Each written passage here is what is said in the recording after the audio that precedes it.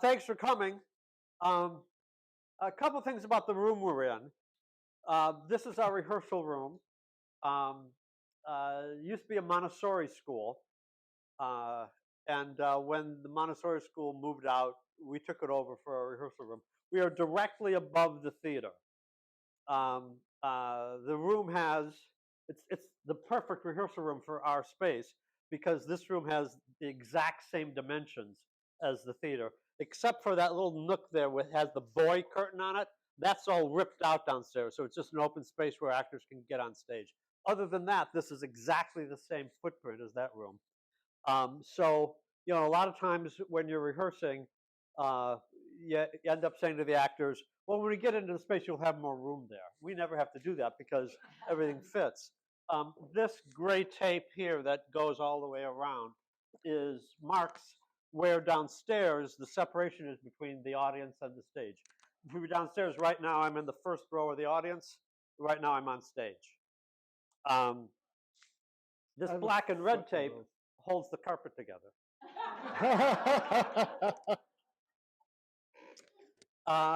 And correspondingly, if we were downstairs in the theater right now, right about where this tripod is with the camera, within like a foot or so of that, is where Brian and I met for the first time, on stage at City Lit. Paige Hearn was running the place. That's him there in the shadows. He's playing a ghost. It's very ghostly. He had hired me to direct a P.G. Wodehouse show. We did a lot of P.G. Wodehouse shows back then. And he had called Brian in. We were having trouble casting the male ingenue. This was so long ago that Brian ended up as the male ingenue. And Brian had auditioned for Paige for something else. Paige also directed Shakespeare stuff during the day over at the theater building. They used to, every semester, they would do like Midsummer Dream and Romeo and Juliet. Mm-hmm. And Paige directed a lot of those. And so Brian had auditioned over there and not gotten cast, but had made a good impression on Paige. So he called him in for this Woodhouse thing and introduced the two of us, like, down one flight, but about 4 feet away from where I am right now. And that probably was 2002. I want to say 2003. 2003? Yeah. And we both started on staff here in 2005, about a week apart from each other. I was hired as artistic director when Paige moved to New York. And Brian, about a week after me, was hired as managing director. Actually, as business manager at first. And then a year later, they should have just hired him as managing director because there was nobody in that position. So Brian came in as business manager and did the whole job. And I said to the board at the time, why don't you just call him, we should have a managing director. Why do we just call Brian that? And the board, nobody from the board then is on the board now. But the guy on the board said, well, I think you should earn the promotion.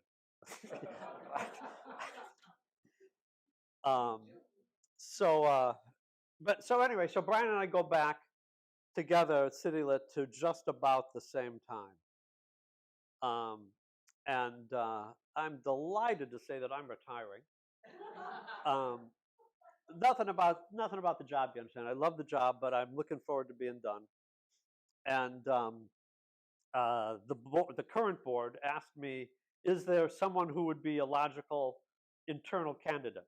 I said, well, the only person that description might fit would be Brian. And so they talked to Brian, and here we are. I think it's great just because it's Brian, but also just because of the continuity that'll mean for City Lit. So I'm very happy about that. It's possible I've run out of things to say. Oh, okay. You want me to say some words? Yeah.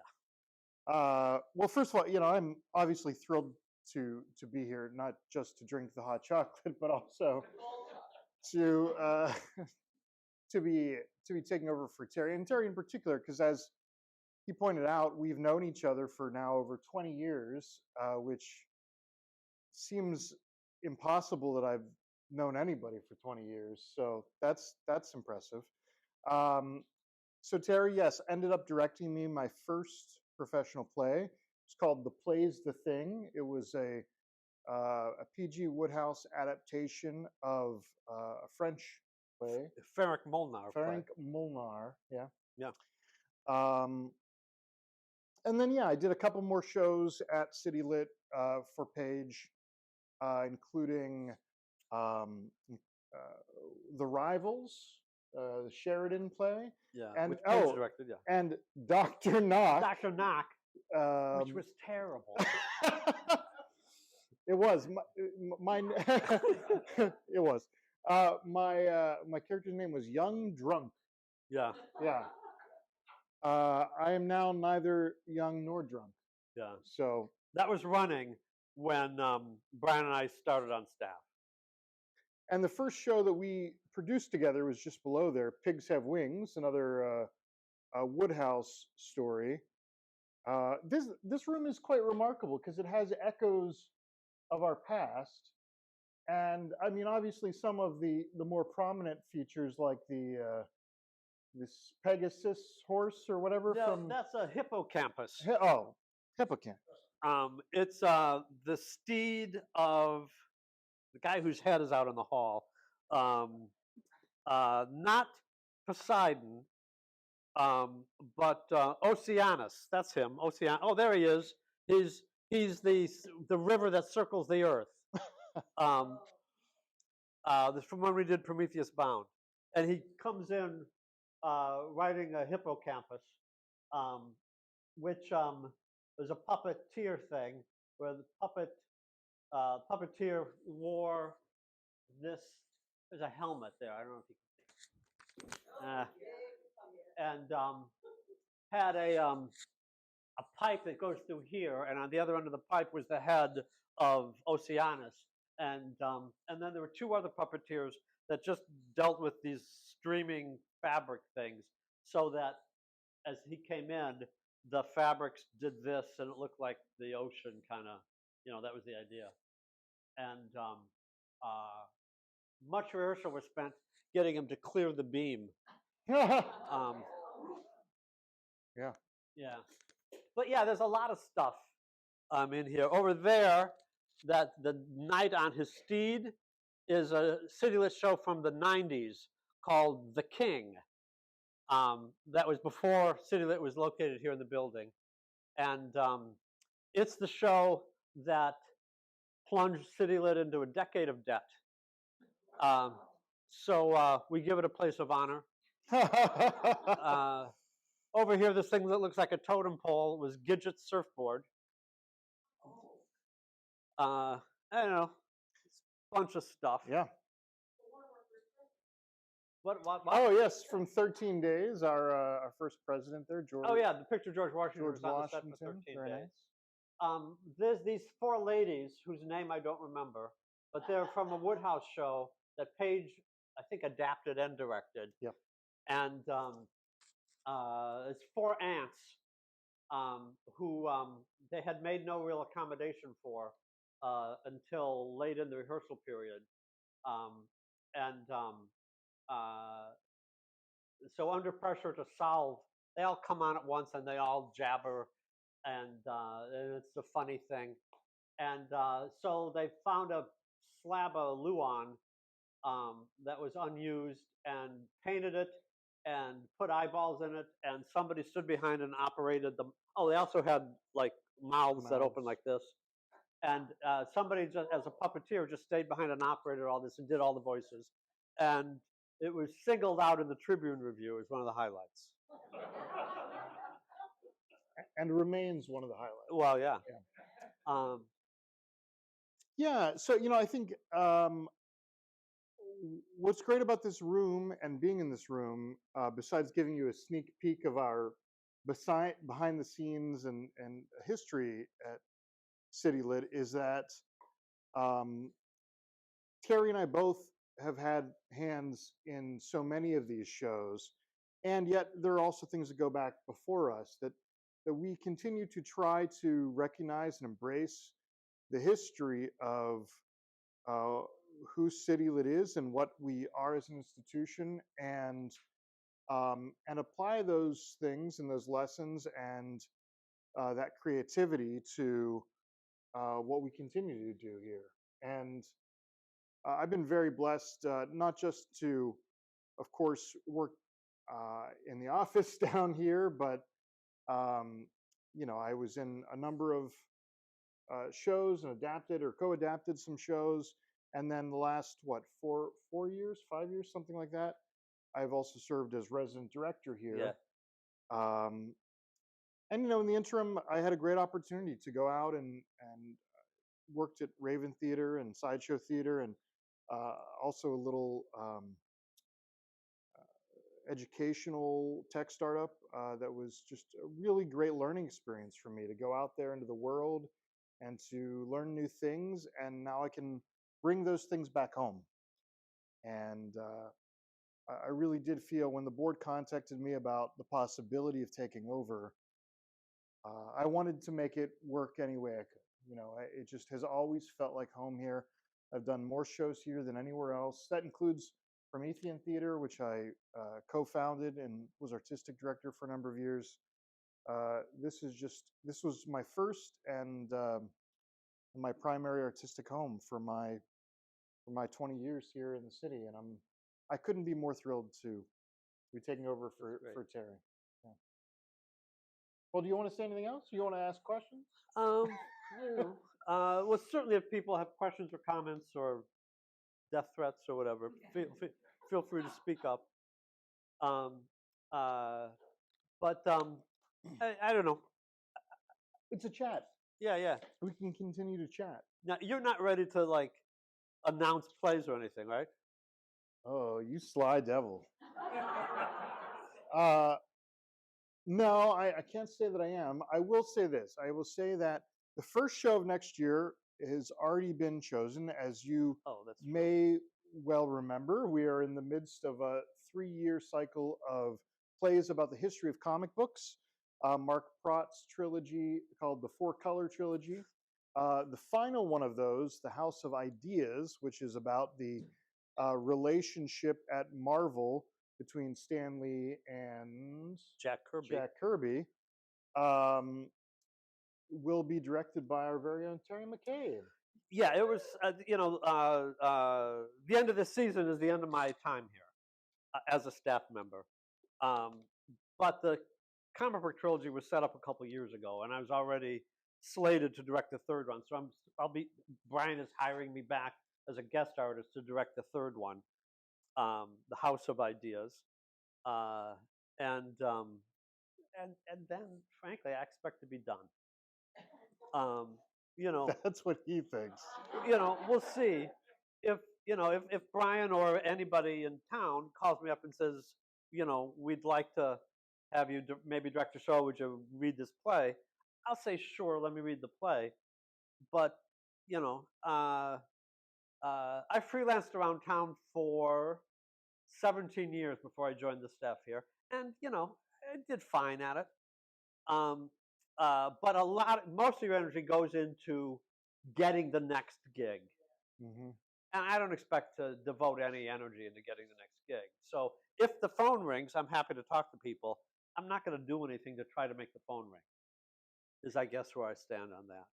Yeah, and as what I can say about being a freelance director, as I've been doing that for now a number of years, is that so often to get ingratiated into a new community, a new company, you have to do plays that you're maybe interested in but not always terribly excited about, which is tough. And sometimes it's great for you. And sometimes it's very valuable.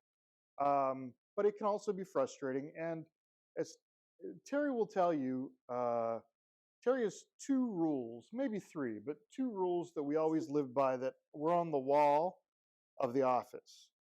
And the first rule was only do plays you love, because then you know that you're going to put yourself into the piece. You're picking something because it represents your interest, your taste, and that and that you're not going to have regrets about doing that show. You didn't just pick that show because you thought somebody would like it or because somebody told you to do it. You're doing it because you believe in it. And I think it's a very good rule. And that's easier to follow, of course, when you have your own company. Oh yeah, yeah. Do you want to tell them the other rules? The other rule is never spend money you don't have. I, Yeah. I think those are the only two rules that I think everything else you need to do in order to run a theater is a subset of one of those two rules. And Brian said, well, maybe a third rule, and I think it's really a subset of rule number two. Yeah, yeah. But it's significant enough that it almost stands on its own, which is pay the artists first. Yeah. And then worry about the electric bill.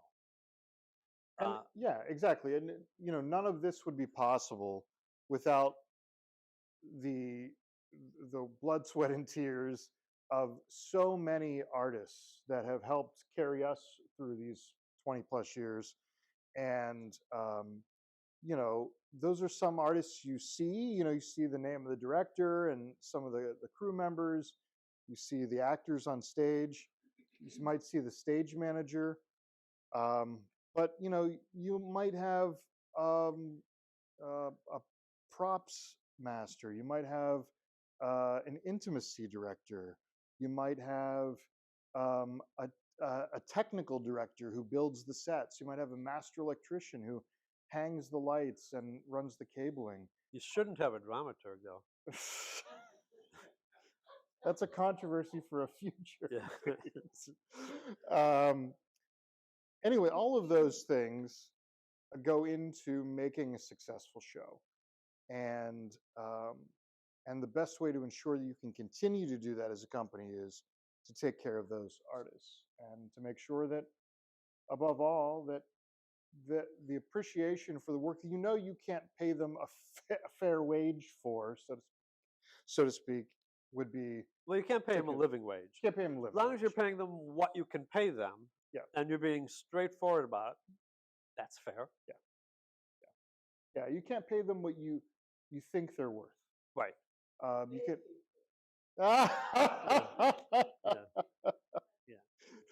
Yeah. And that's not just small non-equity theaters like us. Nobody in theater gets paid what they're worth. Yeah. And we talked a lot about this. I was just talking to Marianne about this, about how me taking on this role, it is a full-time job, and it is what I felt in terms of what CityLit could offer, a fair full-time salary, but it's maybe not what I might think I'm worth. But it didn't matter because, not only did it feel like coming home, but it felt like this is a community that will support me. This is a group of folks on a board who will buy into what I want to do to help continue the health and future of that institution. This is a group of people that care about not just the art and not just the sort of box office, but also the people involved. And that's really important to me. I'm a people person. I care a great deal about every individual who sets foot into this space. I'm so appreciative for all of you for spending all of these years coming to see shows here and supporting us and donating and eating our cookies and all the good stuff. And it's about building community. It's about helping people feel like they're part of something. And that will continue. We will have an open door policy here. Anybody who needs to talk about something or work on something or correct something, my door is open. I'm here to make things right as best I can. So that's very important to me. And the board showed that sort of commitment in bringing me on, which I greatly appreciate.